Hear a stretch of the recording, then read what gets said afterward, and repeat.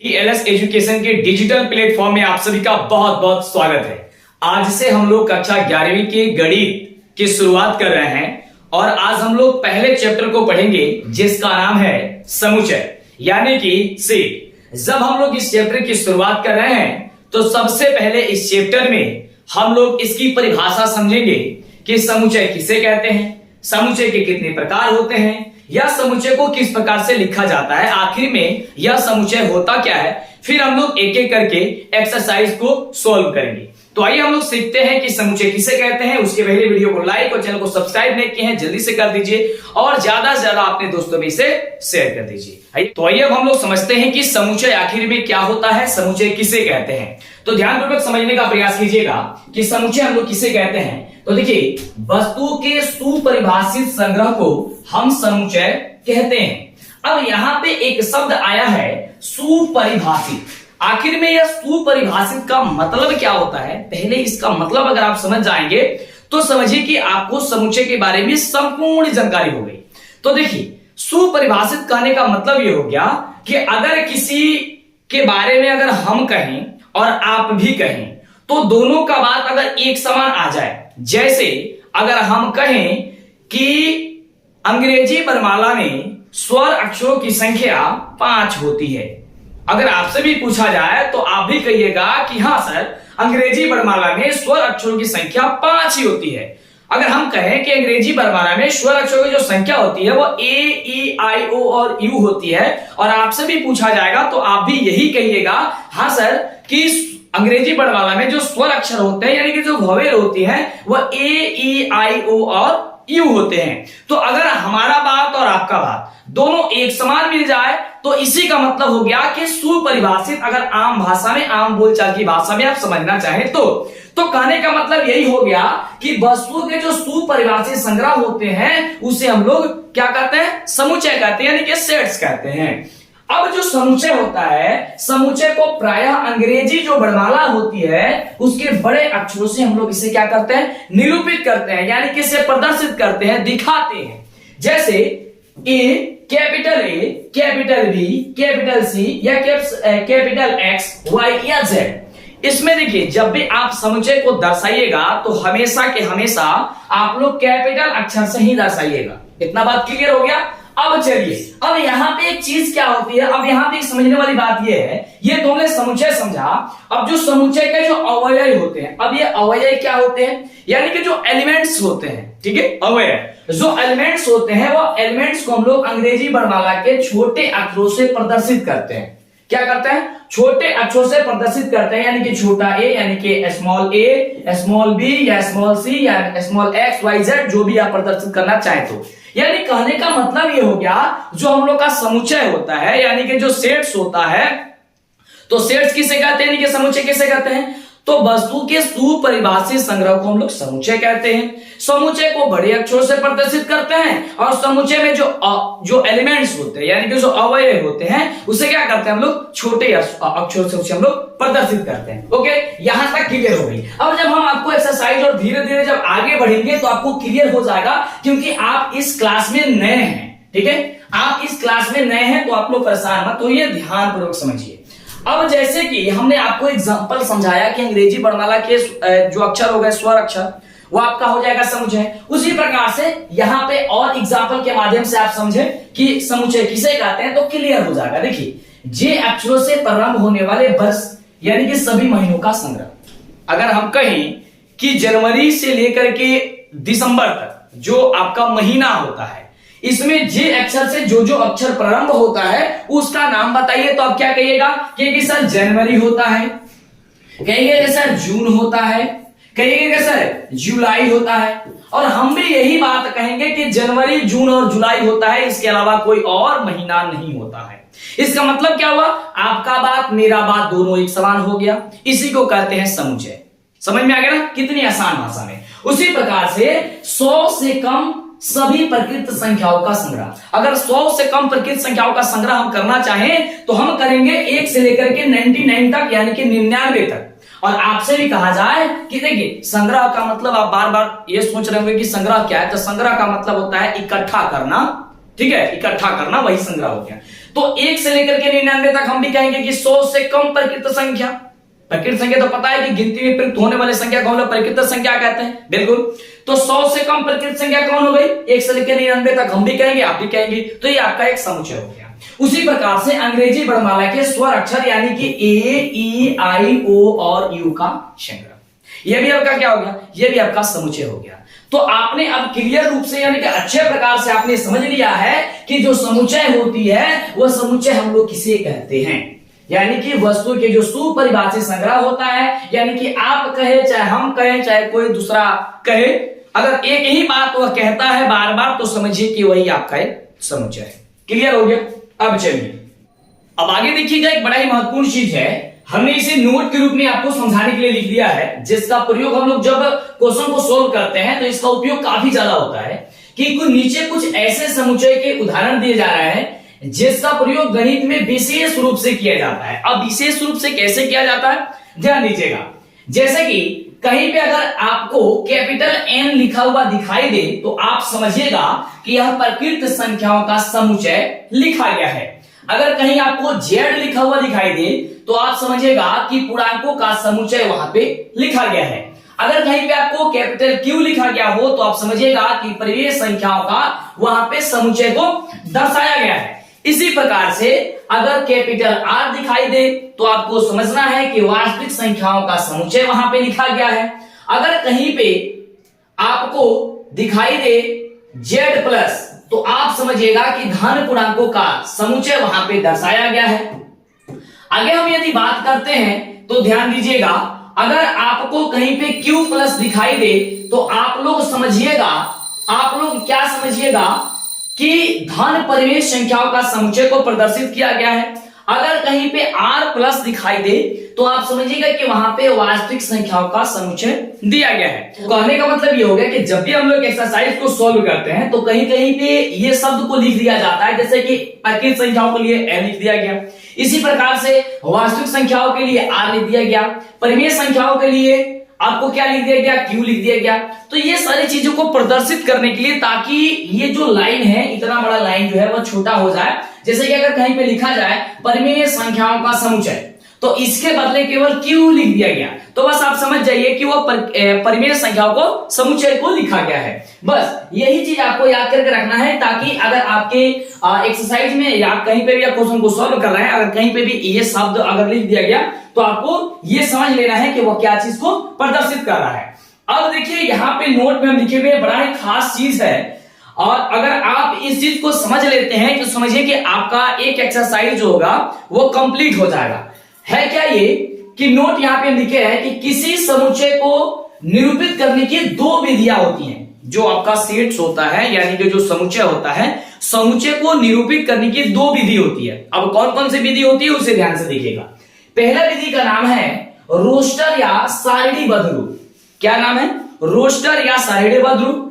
तो आइए हम लोग पहले समझ लेते हैं कि रोस्टर और सारणीबद्ध जो रूप होता है वह किस प्रकार से होता है, कैसे हम लोग इस रूप में लिखेंगे, क्योंकि अक्सर ये एग्जाम में आता है क्वेश्चन, या आपका पूरा एक्सरसाइज इस पे दिया हुआ है कि आप निम्नलिखित समुच्चय को रोस्टर रूप में लिखिए। ठीक है, तो आइए हम समझते हैं कि किस प्रकार से आप इसे लिखिएगा। इसका जो नियम होता है, ये नियम जो होता है वह क्या होता है, उस नियम को यहाँ पे लिखा गया है। तो आप चाहते हैं इसका स्क्रीनशॉट तो आप स्क्रीनशॉट भी ले सकते हैं। तो ध्यान दीजिएगा, रोस्टर रूप या फिर सारणीबद्ध रूप में कैसे लिखा जाता है किसी भी समुच्चय को। तो ध्यान दीजिएगा, रोस्टर रूप में समुच्चय को सभी अवयव को सूचीबद्ध किया जाता है। सबसे पहले सूचीबद्ध किया जाएगा, जैसे मान लीजिए कि आपको बोल दिया गया कि अंग्रेजी वर्णमाला के स्वर अक्षरों का आप लोग संग्रह या आप लोग समुच्चय बनाइए और उसे आप लोग रोस्टर रूप में लिखिए। तो सबसे पहले तो आपको इसकी पता होनी चाहिए कि आखिर अंग्रेजी वर्णमाला में कौन कौन अक्षर जो होता है वो स्वर होता है, यानी कि वॉवेल होता है। तो ए, ई, आई, ओ और यू होता है। इसे आपको पहले इकट्ठा करना होगा, यानी कि इसका क्या करना होगा, आपको सूचीबद्ध करना होगा, यानी कि इसकी सूची बनानी होगी। ठीक है, चलिए उसके बाद से अवयव को एक दूसरे से अर्ध विराम द्वारा अलग एवं उन एक और उनको यहाँ पे उनको होगा उनको एक मझोले कोष्ठक के भीतर लिख देते हैं। ये बड़ा ही आसान होता है। कैसे होता है देखिए ध्यान से समझिएगा। जैसे हमने आपको बोला, जब आप समझा रहे हैं, जब आपको समझा रहे हैं तब आपको समझ में आएगा। देखिए ध्यान से, इसका मतलब क्या है पूरा समझिए। पहले हमने बोले कि रोस्टर रूप में लिखने का जो नियम होता है वो क्या होता है। जैसे कि अगर हम आपको बोल दिए कि अंग्रेजी वर्णमाला के जो स्वर अक्षर होता है यानी कि वोवेल होता है, उसको आपको रोस्टर रूप में लिखना है समुच्चय को। तो देखिए सबसे पहले तो आपको सूची बनाना होगा। तो आपको पहले ये पता होनी चाहिए कि कौन कौन सा वोवेल होता है। तो होता है ए, ई, आई, ओ और यू होता है, यही होता है। अब बोला गया है कि अवयव को, ये देखिए ये अवयव होता है, अवयव को एक अर्ध विराम यानी कि कमा का प्रयोग कीजिए। तो हम लोग कमा का प्रयोग कर देते हैं, कमा का प्रयोग सब में कर दिए, हो गया। अब कह रहा है कि उनको एक मझोले कोष्ठक में बंद कर दीजिए। तो हम लोग इसे क्या करते हैं, मझोले कोष्ठक में इसे बंद कर देते हैं। आपका यह समुच्चय कंप्लीट हो गया। लेकिन समुच्चय को प्रदर्शित करने के लिए हम लोग कैपिटल अक्षर का प्रयोग करेंगे। तो आप या तो यहाँ पे ए बराबर लिख सकते हैं, बी बराबर लिख सकते हैं, सी बराबर लिख सकते हैं, डी बराबर लिख सकते हैं, यानी कि कुछ भी लिखिए यहाँ पे जो, या फिर आपके जो क्वेश्चन होगा ना तो उसमें दिया गया भी रहता है, ठीक है। या नहीं दिया गया तो आप अपने मन से भी ए बी सी डी को आप लिख करके उसे प्रदर्शित कर सकते हैं। तो ये आपका रोस्टर रूप हो गया।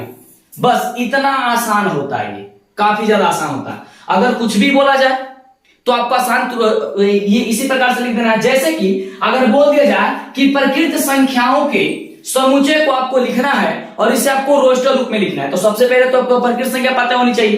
तो 1 हो गया, 2 हो गया, 3 हो गया, 4 हो गया, 5 हो गया, डॉट डॉट डॉट डॉट यानी अनगिनत तक जाएगा। अब क्या करना है, इसमें कमा लगा देना है, सब में कमा लगा दीजिए, लगा दिए। अब इसे क्या करना है, आपको मझोले कोष्ठक से बंद कर देना है, तो बंद कर दिए। अब इसे आप कुछ भी प्रदर्शित कर दीजिए, एक्स बराबर लिख दीजिए, वाई बराबर लिख दीजिए, ए बराबर लिख दीजिए, बी बराबर लिख दीजिए। बस आपका ये रोस्टर रूप में समुच्चय हो गया। काफी आसान होता है, ठीक है। इसी प्रकार से आपके एक्सरसाइज में क्वेश्चन दिया गया होगा, बस आपको सूचीबद्ध कर लेना है, कमा लगा करके मझोले कोष्ठक से बंद कर देना, आपका तैयार हो गया रोस्टर रूप, ठीक है। चलिए, तो यहां तक समझ में आ गया। तो ये पहला जो तरीका होता है ये होता है रोस्टर रूप में लिखने का तरीका, ओके।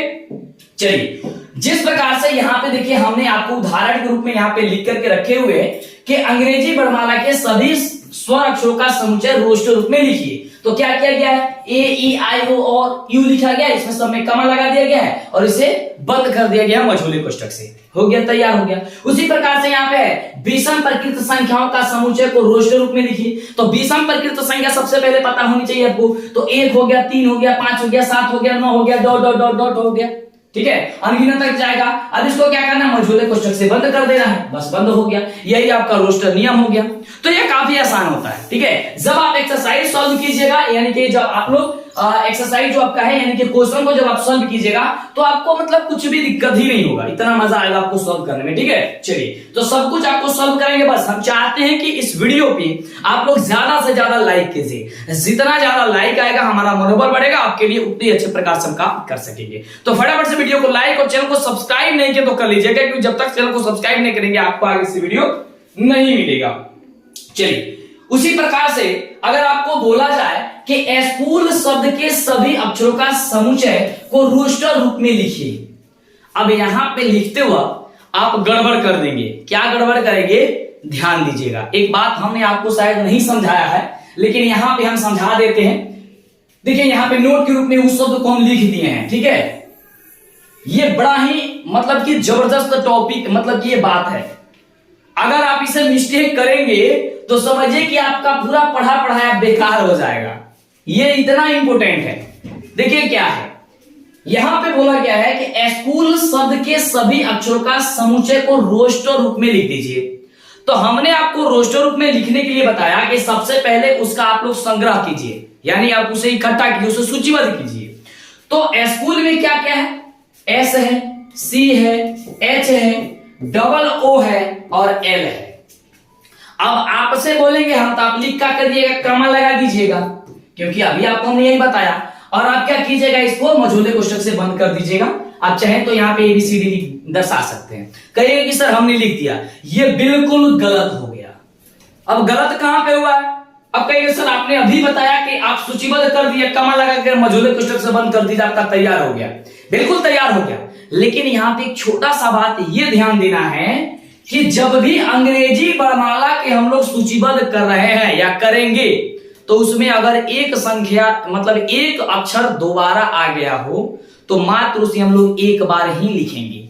जैसे स्कूल में जो है डबल ओ आया है, तो यहां पे जब इसे हम लोग सूचीबद्ध करेंगे, यानी कि जब इसे हम लोग रोस्टर रूप में लिखेंगे तो मात्र एक ओ लिखेंगे, यानी कि हम लोग का जो सूचीबद्ध रूप होगा, यानी कि समुच्चय का जो रूप होगा रोस्टर नियम, वो क्या होगा, मझोला कोष्टक एस कमा सी कमा एच कमा ओ, बस एक बार और एल, ये आपका हुआ रोस्टर रूप समुच्चय का।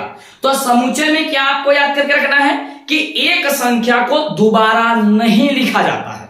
क्या कहता है, एक संख्या को दोबारा यानी तो हम लोग नहीं लिख सकते। वही बात लिखा गया है कि रोस्टर रूप में लिखते समय किसी अवयव को दोबारा नहीं लिखते हैं, अर्थात प्रत्येक अवयव दूसरे अवयव से भिन्न होना चाहिए। भिन्न का मतलब अलग होना चाहिए, यानी कि S आया है तो दोबारा S नहीं आना चाहिए, C आया है तो दोबारा C नहीं आना चाहिए, H आया है तो दोबारा H नहीं आना चाहिए। और तब हम लोग इस प्रकार से लिखेंगे तो हम लोग का जो होगा वह समुच्चय सही होगा, यानी कि वह रोस्टर रूप में होगा। समझ में आया? चलिए, अगर आप इतना समझ गए तो समझिएगा कि आपका अब बहुत कम ही क्वेश्चन होगा आपके चैप्टर में, पहला चैप्टर में जो आपसे फंसेगा। ठीक है, जो पहला आपका चैप्टर होगा, ये पहले चैप्टर में बहुत अब कम ऐसे क्वेश्चन होंगे जो आपसे अब छूटेगा, क्योंकि मात्र इतने टॉपिक अगर आप समझ गए तो दो चार टॉपिक और है उसे हम लोग समझ लेते हैं और फिर एक्सरसाइज को सॉल्व कीजिएगा, देखिएगा कि आपसे ऑटोमेटिक बनना शुरू हो जाएगा। अगर नहीं होगा तो हम आपको बताएंगे तो एकदम पूरी तरीके से समझ में आएगा। चलिए, तो आइए अब हम लोग समझते हैं कि जो समुच्चय निर्माण रूप होता है वो क्या होता है, और इसे आप लोग ध्यान से समझिएगा क्योंकि ये थोड़ा अलग होता है। इसको समझने में थोड़ा सा आपको परेशानी हो सकती है, लेकिन कोशिश करेंगे कि आपको एक बार में समझ में आ जाए। देखिए, समुच्चय जो निर्माण रूप होता है, तो समुच्चय निर्माण रूप में किसी समुच्चय के सभी अवयव को कॉमन गुणधर्म होता है जो समुच्चय से बाहर के किसी अवयव में नहीं होता है। तो इस प्रकार हम लोग उसे समुच्चय निर्माण रूप में लिखते हैं। अभी आपको समझ में नहीं आया होगा तो थोड़ा एग्जांपल के माध्यम से समझिएगा तो बेहतर होगा। जैसे समुच्चय ए ई आई ओ और यू जो ये लिखा गया है, इसके सभी अवयव में अगर आप ध्यान से देखेंगे तो यहाँ पे आपको ये कॉमन गुणधर्म दिखाई देगा। कॉमन गुणधर्म में क्या दिखाई दे रहा है कि ये आपको स्वर दिखाई दे रहा है। अंग्रेजी वर्णमाला के ये स्वर अक्षर है। क्या है? ये स्वर अक्षर है। अगर आपको इतना सारी चीजें पहचानने को आ गया तो समझिए कि समुच्चय निर्माण रूप में लिखने में भी आपको दिक्कत नहीं होगा, जिस प्रकार से रोस्टर रूप में लिखने में कोई आपको परेशानी नहीं हो रही थी। ये आपका एक कॉमन गुणधर्म है, यानी कि आपको एक स्वर अक्षर है कि इनमें प्रत्येक अवयव अंग्रेजी वर्णमाला का क्या है? स्वर है, और इस गुणधर्म वाला को कोई अन्य अक्षर नहीं है। इसलिए इस समुच्चय को हम लोग लिखने का जो तरीका होगा वो क्या होगा, तो हम लोग लिखेंगे ए बराबर, यहां पे मझोले कोष्टक, और यहां पे लिखेंगे एक्स समुच्चय है सभी एक्स का। इतना बात याद करके रखिए, समुच्चय निर्माण में लिखने के लिए ये नियम होता है। अब आप ये मत कहिए कि सर कहां से आ रहा है। जब भी आपको इस तरीके से कोई भी समुच्चय दिया गया होगा, अगर आपको उसे समुच्चय निर्माण रूप में लिखना होगा तो आपको इस भाषा को मतलब इसका यूज जरूर करना होगा और लिखना होगा एक्स समुच्चय है सभी एक्स का। अब इसके बाद से ज्यादा माथापेची नहीं कर रहा है, जो आपको यहाँ पे दिखाई दे रहा है सिर्फ उसी को आपको लिख लेना है। जैसे क्या है, यह एक अंग्रेजी वर्णमाला का स्वर है, तो आपको लिख देना है कि अंग्रेजी वर्णमाला के अंग्रेजी एक्स समुच्चय सभी एक्स का, जहां एक्स जो है वह अंग्रेजी वर्णमाला का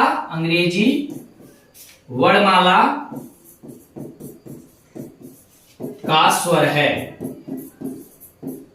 बस ये आपका हो गया समुच्चय निर्माण रूप। इसको पढ़ने का जो तरीका है वो याद कर लीजिएगा और लिखने का तरीका दोनों आप याद कर लीजिए।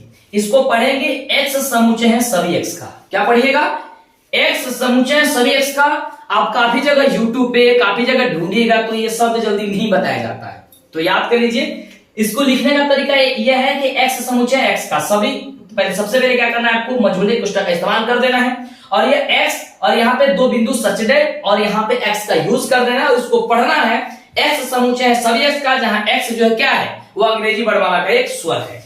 इसी प्रकार से हम यहाँ पे दूसरा एग्जाम्पल लेते हैं और दूसरे एग्जाम्पल के माध्यम से जब आपको समझाएंगे तो बेहतर समझ में आ जाएगा। और इसी प्रकार से जब आप लोग क्वेश्चन को सॉल्व कीजिएगा तो उसको भी आपको सॉल्व करने में जब आपको पता चलेगा, यानी कि जब आपके सामने कुछ क्वेश्चन आएगा तो आपको क्या होगा, दिक्कत नहीं होगी। देखिए दूसरा एग्जाम्पल क्या है, यहाँ पे क्या लिखा गया, समुच्चय 3, 6, 9, 12।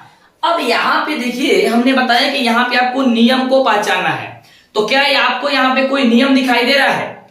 तो कहेंगे कि सर यहाँ पे नियम तो हम लोग को देखने से कुछ कुछ पता चल रही है, आप थोड़ा सा हेल्प कर देंगे तो हम बता देंगे। तो बिल्कुल आइए आपको हेल्प कर देते। देखिए ध्यान से, अगर 3 में हम 1 से गुणा करें तो क्या प्राप्त होगा बाबू? कहेंगे सर 3 प्राप्त होगा, ठीक है। अगर 3 में ही हम लोग 2 से गुणा कर देंगे तो क्या प्राप्त होगा? तो 6 प्राप्त होगा। अगर 3 में हम लोग 3 से गुणा करेंगे तो क्या प्राप्त होगा? 9 प्राप्त होगा। और 3 में हम लोग 4 से गुणा करेंगे क्या प्राप्त होगा? 12 प्राप्त होगा। बस यही चीज तो यहां पे लिखा गया है, यानी कहने का मतलब यह है कि 3 का 3 रह रहा है, 3 का 3 वही है, 3 का 3 वही है, लेकिन 1 2 3 4 5 यानी कि ये क्या है, लगातार प्रकृत संख्या आ रही है, यानी आ रहा है कौन सी? n। क्या रहा है? n आ रहा है। अब जो ये n है, ये n क्या कर रहा है? ये बिलोंग कर रहा है कैपिटल n में, यानी कि कैपिटल n किसे प्रदर्शित करते हैं? तो प्रदर्शित करते हैं लोग प्रकृत संख्या, यानी n जो हमने लिखा वह क्यों लिखा? क्योंकि यह कैपिटल n प्रदर्शित कर रहा है, यानी कि बिलोंग कर रहा है। ये जो सिंबल हमने आपको बनाया यह बिलोंग का मतलब है। ये सिंबल किसका है? बिलोंग का सिंबल है, ठीक है। इसके बाद ध्यान देंगे तो ये n के रूप में बिलोंग तो कर रहा है, लेकिन ये कहां तक कर रहा है? तो 4 तक कहीं का कर रहा है, 4 के बराबर या 4 से कम, इससे ज्यादा नहीं कर रहा है। तो उसी चीज को हम लोग यहाँ पे लिख देंगे। देखिए क्या लिखा गया है कि यह 1 से शुरू हो रहा है और 1 से बड़ा या फिर 1 के बराबर n हो रही है, और ये जो है 4 से क्या हो रहा है? n 4 से छोटा या इसके बराबर है। ये जो n है, ये जो इसके ये n है, जो हम लोग का जो कैपिटल हम लोग का जो n प्रोपिय है, यहाँ पे देखिए ध्यान से, जो 1 है वह या तो इसके बराबर है या बड़ा है, और ये n बिलोंग कर रहा है, और ये छोटा है या बराबर है किसके? 4 के, ठीक है। ध्यान से समझिएगा। एक बार और इसको समझाते एग्जाम्पल के बारे में। देखिए यहाँ पे 3 है, 3 के बाद 6 आ रहा है, 6 के बाद 9 आ रहा है, 9 के बाद 12 आ रहा है, यानी कि 3 में 1 से गुणा करेंगे 3 होगा, 3 में 2 से गुणा करेंगे 6 होगा, 6 में 3 में फिर 2 से गुणा ये 3 से गुणा करेंगे 9 होगा, 3 में फिर 4 से गुणा करेंगे 12 होगा। तो यानी कि a बराबर x समुच्चय सभी x का, जहां x जो है वह 3n के रूप में है, यानी कि 3n के रूप में है, और जो n है वह आपका बिलोंग कर रहा है किसमें? कैपिटल n में, यानी कि प्रकृत संख्या में। और जो प्रकृत संख्या हम लोग यूज कर रहे हैं वह 1 से बड़ा यूज कर रहे हैं या 1 के बराबर यूज कर रहे हैं। कौन? प्रकृत संख्या यानी n। और हम लोग प्रयोग कर रहे हैं 4 से छोटा या 4 के बराबर। हो गया? ये देखिए, अगर जिस तरफ मुंह बड़ा मतलब खुला होगा उस तरफ बड़ा होता है, और जिस तरफ बंद होगा उस तरफ छोटा होता है। यानी कि n का जो वैल्यू हम लोग यहाँ पे देख रहे हैं वो क्या हो रहा है? 1 से बड़ा हो रहा है और 4 से छोटा हो रहा है या फिर उसके बराबर हो रहा है। तो ये रही आपका समुच्चय निर्माण रूप। जब 2-4 क्वेश्चन को अपने से सॉल्व कीजिएगा तो आपको खुद ब खुद समझ में आते चला जाएगा, आपको परेशानी नहीं होगी, दिक्कत नहीं होगी। चलिए अब यहाँ पे है हम लोग समझेंगे समुच्चय के प्रकार के बारे में। बस अब हम लोग का ये लास्ट टॉपिक चलेगा और आपके एक्सरसाइज का मतलब कि अगर बस इतना समझ लिए तो समझिए पूरा एक्सरसाइज खत्म हो जाएगा। शायद 1.4 या 5 तक है, पूरा खत्म हो जाएगा। अब हम लोग समझेंगे समुच्चय के प्रकार के बारे में कि समुच्चय का जो प्रकार होता है वो क्या होता है। तो सबसे पहला होता है रिक्त समुच्चय। हमने तो समुच्चय के बारे में समझा, समुच्चय को किस प्रकार से निरूपित किया जाता है, कैसे लिखा जाता है, समुच्चय के अवयव को किस प्रकार से प्रदर्शित किया जाता है। है ना। तो ये सारी चीजें हमने जान लिया। अब जान लेंगे केवल समुच्चय के प्रकार के बारे में, और जब हम लोग प्रकार के बारे में समझ लेंगे तो पूरा समुच्चय हम लोग को समाप्त हो जाएगा, इसमें कोई भी परेशानी हम लोग को नहीं होगी। और जब आप खुद से भी एक्सरसाइज सॉल्व कीजिएगा तो ऑटोमेटिक आपसे भी सॉल्व होना शुरू हो जाएगा। तो सबसे समुच्चय, पहला समुच्चय होता है रिक्त समुच्चय, जिसे हम लोग इम्पैटी सेट कहते हैं। क्या कहते हैं? इम्पैटी सेट। इम्पैटी सेट देखिए कहने का मतलब इम्पैटी माने क्या होता है? खाली सेट, यानी कि उसमें कुछ नहीं हो, तो वही है। देखिए एक समुच्चय जिसमें कोई भी यानी एक भी अवयव नहीं हो उसे रिक्त समुच्चय कहते हैं या फिर शून्य समुच्चय कहते हैं। हो गया, माने कुछ भी समुच्चय में मतलब कुछ भी उसका अवयव नहीं हो। और रिक्त समुच्चय को हम लोग फाई से सूचित करते हैं। ओ बना के बीच में वो लकीर यानी डंडा लगा देते हैं, इसे फाई कहते हैं। इसे हम लोग किससे सूचित करते हैं? फाई से सूचित करते हैं, यानी कि वैसा समुच्चय जिसमें एक भी समुच्चय ना हो। जैसे देखिए ध्यान से समझ में आते चला जाएगा आपका समुच्चय निर्माण रूप भी। ये समुच्चय निर्माण रूप के रूप में एक समुच्चय लिखा गया है। ठीक है, क्या लिखा गया है कि एक्स समुच्चय है सभी एक्स का, यहां एक्स छूट गया है, एक्स यहां पे लिख लीजिएगा, एक्स समुच्चय है सभी एक्स का जहां एक्स जो है वह एक से बड़ा कौन होता है? 2 होता है। लेकिन एक्स 2 से छोटा, अब 1 से बड़ा 2 से छोटा क्या होता है? कुछ नहीं होता है, 0 होता है ना 0। अब 1 से बड़ा और x से छोटा एक प्रकृत संख्या, अगर ये कहता प्रकृत संख्या नहीं कहता तब तो हो जाता पॉइंट वाला, 1.1 भी कह सकते थे हम, क्या कर सकते थे। ठीक है, लेकिन ये तो कह रहा है कि x समुच्चय सभी x का जहां x जो है वह 1 से बड़ा है और 2 से छोटा एक प्रकृत संख्या। अरे यार, तो 1 से बड़ा 2 से छोटा प्रकृत संख्या कोई होता है? नहीं होता है, यानी कि 0, यानी कि यही आपका हो गया इम्पैटी सेट, यानी कि कोई सेट यहाँ पे नहीं। ठीक है, अब इम्पैटी जो सेट होता है उसको हमने बताया कि फाई से सूचित किया जाता है, लेकिन कहीं कहीं केवल मझोला कोष्ठक दे दिया गया होगा, इस तरीके से कुछ नहीं लिखा गया होगा, उसे भी हम लोग इम्पैटी सेट कहते हैं। ठीक है, तो क्या कहते हैं? उसे भी हम लोग इम्पैटी सेट कहते हैं। उस चीज को भी हम यहाँ पे लिख दिए हैं, या फिर इस तरीके से अगर प्रदर्शित हुआ हो यानी लिखा गया हो उसे भी हम लोग इम्पैटी सेट ही कहते हैं। समझ में आ गया? यानी कि वैसा समुच्चय जिसमें एक भी अवयव नहीं हो उसे हम लोग इम्पैटी सेट कहते हैं। अब चलिए दूसरा होता है फाइनाइट सेट, यानी कि परिमित समुच्चय। अब ये परिमित समुच्चय क्या होता है? हमने तो जाना रिक्त समुच्चय के बारे में कि एक भी अवयव ना हो उसे रिक्त समुच्चय कहते हैं। तो परिमित समुच्चय क्या है? तो देखिए एक समुच्चय जो रिक्त है अथवा जिसके अवयव की संख्या निश्चित है उसे हम लोग परिमित समुच्चय कहेंगे।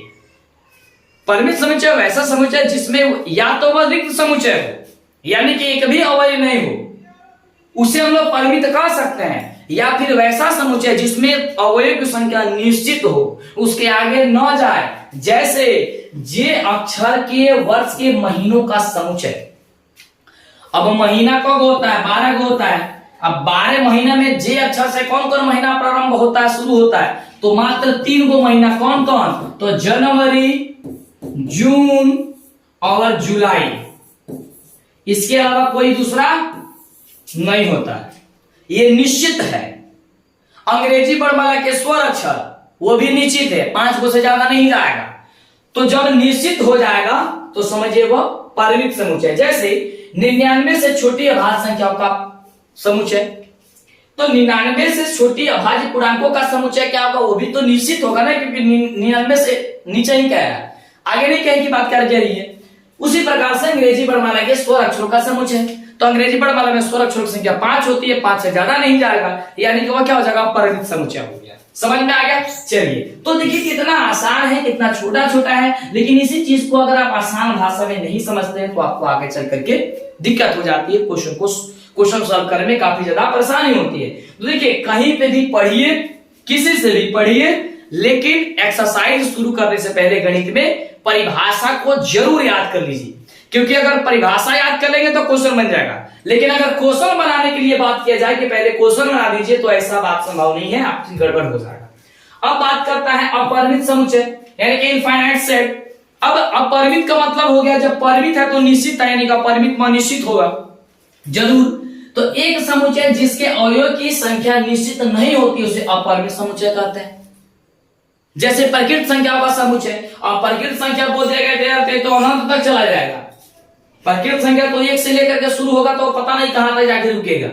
उसी प्रकार से यहां पे लिखा गया है कि x अक्ष के समानांतर रेखाओं का समुच्चय। अब x अक्ष है और उस पे समानांतर रेखा खींचना चाहे तो जितना मन करे उसके समानांतर खींचते रहिए। मान लीजिए ये x हो गया, ठीक है, x अक्ष मान लीजिए ये आपका है, ठीक है। अब इसके समानांतर रेखा खींचिएगा तो इसका कोई लिमिट है, अनगिनत है, खींचिएगा, ठीक है। तो यानी कि जो अनंत होगा, यानी कि जिसे हम लोग मतलब क्या कर सकते हैं, जिसे काउंट नहीं कर सकते हैं, वही आप कह सकते हैं। चलिए अगला है कि उन संख्याओं का समुच्चय जो 5 के गुणज है। अब 5 के गुणज कौन कौन होगा, तो ये भी अनगिनत होगा। माने कोई संख्या होगा उसमें 5 से गुणा करते जाओ, इसका कोई लिमिट है कि कहां तक जाकर के रुकना है, कोई लिमिट नहीं है, तो ये भी आपका हो जाएगा परिमित समुच्चय। अगला है कि 100 से बड़े धनपूर्वकों का समुच्चय। 100 से बड़ा, अब 100 से छोटा कहता तब तो परिमित में आ जाता क्योंकि उसका निश्चित हो जाता, लेकिन ये तो अब अनिश्चित चला जाएगा, तो ये भी अब क्या हो जाएगा, अपरिमित समुच्चय हो गया। समझ में आ गया। चलिए एक बार और बताना चाहेंगे, रिक्त समुच्चय वैसा समुच्चय है जिसमें एक भी अवयव नहीं हो। परिमित समुच्चय वैसा समुच्चय जिसके अवयव की संख्या निश्चित हो। अपरिमित समुच्चय वैसा समुच्चय जिसमें अवयव की संख्या अनिश्चित हो, यानी कि अनगिनत हो। अगला है समान समुच्चय, यानी कि इक्वल से। अब देखिए समान से यानी इक्वल का मतलब बराबर, कहने से ही पता चलता है। कुछ ऐसा डेफिनेशन होता है जिसके शब्द से ही पता चल जाता है कि उसके कहने का मतलब क्या है। तो दो दिए गए समुच्चय ए और बी में यदि ए का अवयव बी के अवयव, ए का अवयव बी का भी अवयव हो तथा बी का प्रत्येक अवयव ए का भी अवयव हो, तो उसे हम लोग समुच्चय ए और बी का समान समुच्चय कहते हैं, यानी कि इक्वल सेट कहते हैं। जैसे मान लीजिए कि ए बराबर समुच्चय दिया गया है 1 2 3 4 और बी बराबर समुच्चय दिया गया है 3 1 4 2। तो ध्यान दीजिएगा ये इसमें 1 से लेकर 4 तक गया है, लेकिन इसमें पहले 3 आया है, 1 आया है, 4 आया है, 2 आया है। इसे मतलब नहीं है, इसे मतलब नहीं है कि काहे 3 के बाद 1 आया है, पहले 1 आना चाहिए फिर 2 फिर 3, इसे मतलब नहीं है। इसमें जो सदस्य हैं यानी कि अवयव हैं वही सदस्य या अवयव इसमें भी होना चाहिए। जैसे अगर यहां पे अगर कोई समुच्चय बना रहा है, जैसे कि 2 व्यक्ति हैं, अगर किसी के पास आम है और अगला के पास सेब है तो समान होगा नहीं होगा, और उसके पास भी आम होना चाहिए। अगर मान लीजिए कि अगर उसके पास से मालदेव आम है, अगर समुच्चय करा जाए और उसके पास दशहरी आम है तो फिर समुच्चय कैसे होगा। अगर केवल आम के बारे में बात किया जाएगा तब तो इक्वल सेट हो जाएगा, लेकिन उसके प्रकार के बारे में बात किया जाए कि आम का अलग अलग क्वालिटी हो गया तो फिर अलग हो जाएगा। उसी प्रकार से देखिए यहाँ पे 1 है तो इसमें भी 1 है, इसमें 2 है तो इसमें भी 2 है, भले ही अलग अलग है उससे मतलब नहीं है। इसमें 3 है तो इसमें भी 3 है, इसमें 4 है तो इसमें भी 4 है। इसका मतलब क्या हो गया, यह इक्वल सेट है, यानी कि यह समान समुच्चय है। समझ में आया। तो इसी प्रकार हम इसे क्या करेंगे, इसे समान समुच्चय कह देंगे। अब यहां पे एक शब्द समझिएगा, एक समुच्चय है, ये देखिए आपके एक्सरसाइज में भी क्वेश्चन है। एक समुच्चय है एक्स समुच्चय सभी एक्स का, जहां एक्स शब्द जो है वो फ्लोर का एक अक्षर है, ठीक, और एक है बी बराबर वाई समुच्चय सभी वाई का, जहां ये जो शब्द है वो अल्फ है का एक अक्षर है। तो क्या ये समुच्चय समान समुच्चय होगा, बिल्कुल होगा। कैसे होगा, अब आप कहिए सर यहाँ पे तो फ्लो लिखा गया है FOLLOW लिखा गया, यहाँ पे WOLF लिखा गया है, तो ये कैसे समुच्चय होगा, समान समुच्चय कैसे होगा। इसमें तो दोनों में अलग अलग दिखाई दे रहा है, तो हम कहेंगे देखिए अलग अलग देखने से नहीं पता करना है आपको, इसको समुच्चय रूप में लिखना है। पहले रोस्टर रूप में लिख करके चेक कीजिए, देखिए इसको रोस्टर रूप में लिखिए। तो हमने बताया था आपको क्या करना है, मौजूद कोष्ठक लिख लेना है और इसमें का सबको सूचीबद्ध करना है और कमा लगा देना है। तो F है तो F लिख लिए, कमा लगा दिए। O है O लिख लिए, कमा लगा दिए। डबल L है तो बताया था आपको मात्र एक बार किसी भी अक्षर का यूज कीजिएगा, तो L है तो एक बार L लिखेंगे और कमा लगा देंगे। W है W लगा देंगे, अब क्योंकि O जो है O पहले हम लिख दिए हैं इसलिए नहीं लिखेंगे, हो गया। अब ये क्या था, ये A बराबर था। अब B बराबर हम बात करें तो B बराबर भी लिखिए, W है तो W लिख दिए, यहां O है तो O लिख दिए, फिर L है तो L लिख दिए, F है तो F लिख दिए। अब मिलान कीजिए, आप चेक कीजिए, तो इसमें F है तो इसमें भी F है, इसमें W है तो इसमें भी W है, इसमें O है तो इसमें भी O है, इसमें L है तो इसमें भी L है। इसका मतलब क्या हो गया, दोनों ये इक्वल सेट है, ये आपका समान समुच्चय है, ठीक है ना। बिल्कुल। तो इस तरीके से अगर एक्सरसाइज में कोई क्वेश्चन है पहचानने के लिए आएगा कि बताइए कि कौन समान समुच्चय है, कौन परिमित समुच्चय है, कौन अपरिमित समुच्चय है, कौन रिक्त समुच्चय है, तो आप इन परिभाषा का प्रयोग करके बता सकते हैं, समझा सकते हैं। अब है सबसेट्स यानी कि उप समुच्चय। एक समुच्चय, समुच्चय के बाद से उप समुच्चय, जैसे मुख्यमंत्री, मुख्यमंत्री के बाद से उप मुख्यमंत्री, है ना। तो उसी प्रकार से समुच्चय के बाद है आपका उप समुच्चय यानी कि सबसेट। अब सबसेट क्या होता है, सबसेट क्या होता है उसे समझिएगा। देखिएगा यदि समुच्चय ए का प्रत्येक अवयव समुच्चय बी का भी एक अवयव है, ध्यान समझिएगा, यानी कि समुच्चय ए का अवयव समुच्चय बी का भी एक अवयव है, तो ए बी का उप समुच्चय कहलाता है और इसे हम लोग इस प्रकार से उप समुच्चय यानी कि सबसेट का यूज यानी कि सिंबल का प्रयोग करते हैं। यानी कि आप कहेंगे जो आपका चुंबक होता है ना, इसी प्रकार से चुंबक बनाते थे ना, इस प्रकार से, ठीक ना, इस प्रकार से हम उसे यूज करते हैं। जैसे मान लीजिए कि x आपके विद्यालय के सभी विद्यार्थी का समुच्चय, कोई समुच्चय बना रहा है और आपके विद्यालय के सभी विद्यार्थी के वो समुच्चय बना रहा है, ठीक। और एक कह रहा है कि आपकी कक्षा के सभी विद्यार्थियों का एक समुच्चय है। हम देखते हैं कि y का प्रत्येक अवयव x का एक अवयव है, तो हम कह सकते हैं कि y x का एक क्या है, उप समुच्चय है, और n जो है वह प्रतीक हम लोग का इस प्रकार से हो जाएगा, द्वारा प्रकट करता है, ठीक है। और यहां पे देखिए ये शब्द जो है छूट गया है, इसलिए यहाँ पे गड़बड़ हुआ है। यहाँ पे लिख लीजिएगा आपके विद्यालय का एक विद्यार्थी, आपके विद्यालय के सभी विद्यार्थियों का समुच्चय, और एक y बराबर होगा आपके विद्यालय के कक्षा 10वीं के विद्यार्थियों का संग्रह। तो आपके विद्यालय में कक्षा 10वीं के जो छात्र होंगे उसका संग्रह कीजिएगा, यानी कि उसी स्कूल में ना पढ़ रहा है और आप पूरा स्कूल का बात कर लिए। तो वही ऊपर बोला गया था ए का प्रत्येक अवयव समुच्चय बी का भी एक अवयव होना चाहिए, एक अवयव हो उसे सबसेट कहते हैं, ठीक है। तो आपके विद्यालय का विद्यार्थी का और किसी क्लास के विद्यार्थी का, किसी एक क्लास का ले ले तो उसमें तो वो भी पढ़ रहा है ना, यानी कि वो भी उसका सबसेट हो गया, ठीक है। तो समुच्चय का क्या हो जाएगा, वो आपका सबसेट हो जाएगा, ठीक है। ये ज्यादा बेहतर समझ में आएगा जब आप क्वेश्चन को सॉल्व कीजिएगा तो, ठीक है। तो ये तो परिभाषा है, तो इसे आप लोग समझ लीजिए पहले, क्योंकि ये मेन जड़ है। जब आपका जड़ मजबूत हो जाएगा तो आपको दिक्कत नहीं होगा। एक होता है अधिसमुच्चय, ओवर सबसेट्स, ठीक है। इसका यूज ज्यादा नहीं होता है, फिर भी ये ऐसे ऐसे जगह आ जाएगा जिसमें आपको कंफ्यूज कर देगा, तो समझ लीजिए। मान लीजिए कि a और b दो समुच्चय हैं, यदि a जो है ये क्या है, किसका यूज किया है, सबसेट का। उप समुच्चय b का है तो a बराबर नहीं है b, तो a का उचित उप समुच्चय कहलाता है, और b जो है वह a का अधिसमुच्चय भी कहलाता है, ठीक है। देखिए ध्यान से, कह रहा है कि अगर मान लीजिए a और b दो समुच्चय हैं और a जो है वह b का क्या है, सबसेट है, तथा a बराबर b नहीं है, यानी कि भले ही उप सबसेट है, क्या है, सबसेट है, लेकिन a बराबर यानी कि दोनों का बराबर यानी कि इक्वल होगा नहीं है, तो क्या होगा, a जो होगा वह b का उचित उप समुच्चय कहलाता है, और b जो होगा वह a का अधि क्या कहलाएगा, अधिसमुच्चय कहलाएगा, ठीक है। चलिए आगे देखिए, इसमें ज्यादा जोर देने की कोई जरूरत नहीं है फिलहाल के लिए।